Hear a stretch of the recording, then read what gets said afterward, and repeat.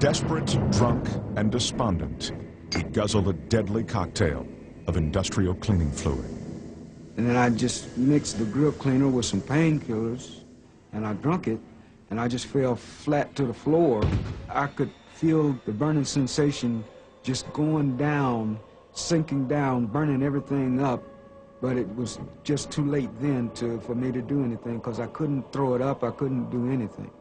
Jonas crawled outside to die, while neighbors called the paramedics.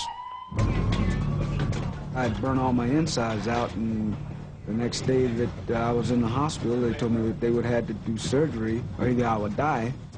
Jonas barely survived, but now life was almost worse than death. His esophagus, stomach, colon, and large intestine had been literally eaten away. His future was a nightmare.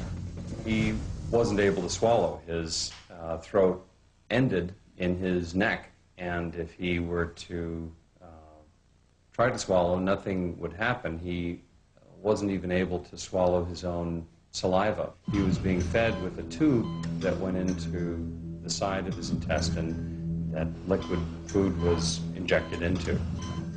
1991, Jonas met with Dr. Charles James Eaton, a Salt Lake City microsurgeon. Eaton was his final hope.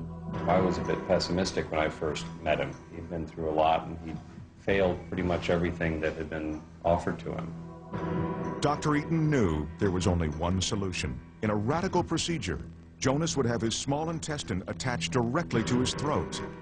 Once again, Jonas Scott was staring into the face of death. He knew going into surgery that he could die as a result of the surgery, that it was a big operation, that he'd be split from stem to stern, then he might not make it as a result of the surgery itself, but that was a chance he was willing to take. I just knew that he was going to make me eat again. I just knew it. Something just told me it's going to work this time.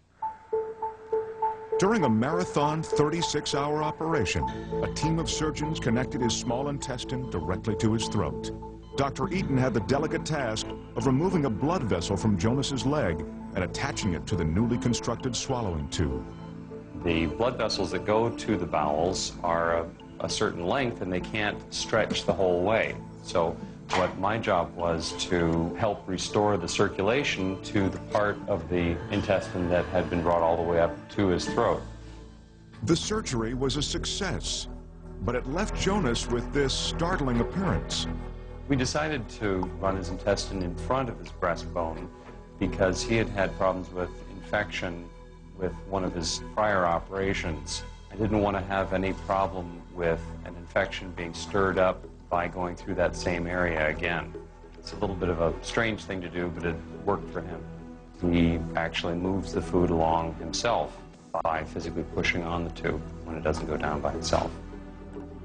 This is not trick photography. What you are seeing is food passing directly from Jonas's mouth toward his bowels. Because he has no stomach, the food passes through so quickly that his body has difficulty absorbing nutrients. I eat 6 times a day. Every 2.5 to 3 hours I eat. And I start eating about 12 o'clock. And I don't stop eating till 10:30 at night. 10:30 at night is my last meal. And then I'll go to bed about 1:30 and I'm good till the next morning. Because he's also missing his colon and large intestine, there is nothing to slow down the process. If I'm eating light food, I would have to use the restroom, in about 3 to 4 minutes. But if I'm eating like potatoes and carrots, 6 or 7 minutes.